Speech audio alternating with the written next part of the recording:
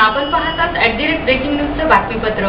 आज शहरातील इतवारा भागामध्ये सकाळच्या सुमारास बजरंग दलाचे अध्यक्ष डॉक्टर हुर्ने हे मॉर्निंग वॉकसाठी गेले असता त्यांना गोवंश हत्या झाल्याच्या संशयावरून इतवारा पोलीस स्टेशनमध्ये जाऊन त्यांनी तक्रार केली।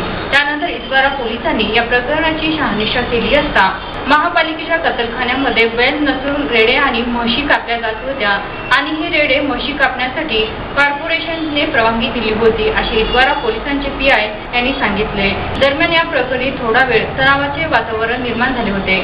आज शहरातील इतवारा भागामध्ये सकाळच्या सुमारास बजरंग दलाचे अध्यक्ष डॉक्टर हुर्ने हे मॉर्निंग वॉकसाठी गेले होते, पण मॉर्निंग वॉकवरून परतताना त्यांना अचानक आवाज आला आणि तो आवाज कशाचा आला हे पाहण्यासाठी त्या आवाजाच्या दिशेने ते गेले।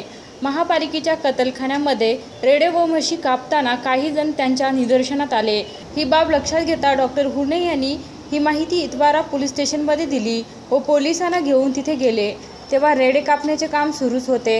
या प्रकरणी इतवारा पोलिसांनी शहानिशा केली असता हे रेडे व म्हशी कापण्यासाठी कॉर्पोरेशनच्या सक्षम अधिकाऱ्यांनी परवानगी दिली होती असे निदर्शनास आले। या प्रकरणी थोडा वेळ तणावाचे वातावरण निर्माण झाले होते अशी माहिती इतवारा पोलीस स्टेशनचे पीआय यांनी दिली आहे।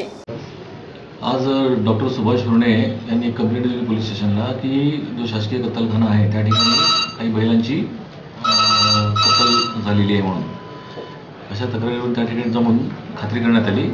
शहानिशा केली असता तिथे बैलांची किंवा कुठली गोवंशाची हत्या करण्यात आलेली नाही आहे किंवा कत्तल केलेली नाही आहे।